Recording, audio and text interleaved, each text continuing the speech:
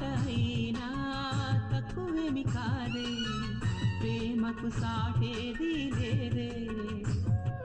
రైలు బండి కూతే సన్నాయి పాట కాగా, రెండు మనసులొకటయ్యేనా.